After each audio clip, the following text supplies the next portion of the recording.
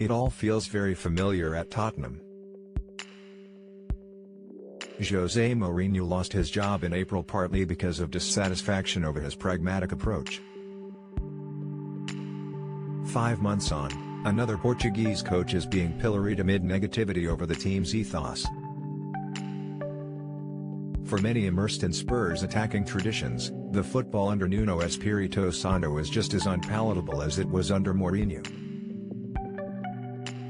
Doubts over the team's direction under the former Wolves boss are starting to emerge from the squad, too.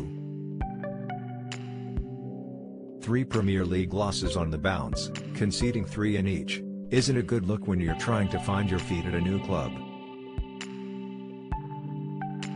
But more pertinently, the way Spurs are going about their business under Nuno is causing consternation. Because, let's face it, Spurs fans are used to their team being unsuccessful. They are more likely to accept being unsuccessful, though, when it's done with a dash of style.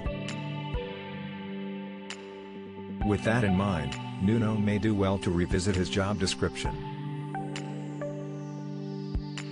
Chairman Daniel Levy said in May, "We are acutely aware of the need to select someone whose values reflect those of our great club and return to playing football with the style for which we are known, free-flowing, attacking and entertaining, whilst continuing to embrace our desire to see young players flourish from our academy alongside experienced talent." That was an update on Spurs' seemingly never-ending search for a new manager. Indeed, the club's botched attempts to appoint Mourinho's successor may have handed Nuno his hardest battle to overcome. How do you bring a squad around to your way of thinking when they are aware you are as low as 9th choice for the job? How do you convince Harry Kane you are the man to give him the winner's medal he desperately craves when he knows the club didn't want to appoint you in the first place? It's a tough sell. That isn't Nuno's fault. The club's 72-day search for a manager was a farce. Levy started the process believing the Tottenham job remained one of the most prestigious in Europe. But moves for Julian Nagelsmann, Brendan Rodgers, Erik ten Hag, Mauricio Pochettino, Antonio Conte, Paulo Fonseca and Gennaro Gattuso all failed for one reason or another. Graham Potter, who has led Brighton to a brilliant start this season, moved on to Spurs' radar, but sources have indicated the 46-year-old was never interested in the job. So, Nuno deserves some understanding. At training grounds, the perception of a manager's methods and personality differs depending on who you talk to. Some have found Nuno's sessions refreshing, others have found the Portuguese just as grumpy as Mourinho in his closing weeks at the club. Yet there is a fail-safe way to keep people happy: win matches. That has become a problem of late. Levy's comments earlier this year were a sideswipe at Mourinho, but also a warning to the Special One's successor. 3-1-0 wins in the opening 3 matches saw the club go top of the table, while the integration of young players Oliver Skipp, Japhet Tanganga, Dane Scarlett and Dylan Markanda will be a source of encouragement to supporters.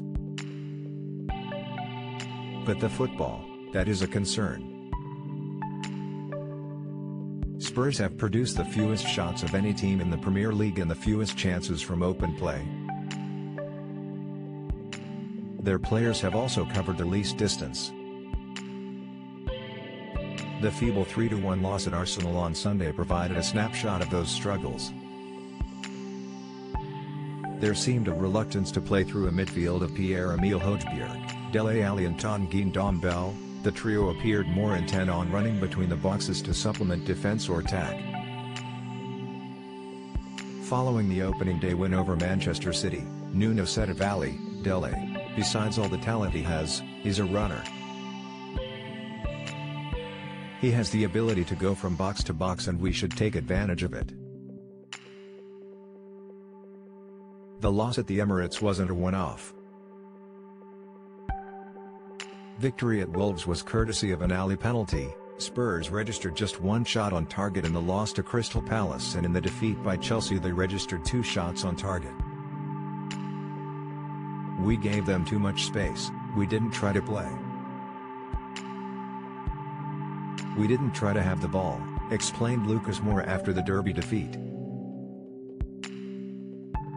We have quality to have the ball, to build, to do more than what we did. So many long balls. That was a damning assessment from the Brazilian, who isn't the only one frustrated at the team's setup in recent weeks. There is time to turn it around. Talk of Nuno being lined up for the sack is premature after 6 league games. Victory against Moura in the Europa Conference League on Thursday, followed by a win against Aston Villa, and Nuno can head into the international break with renewed hope. Lose to Villa, however, and the pressure would really intensify.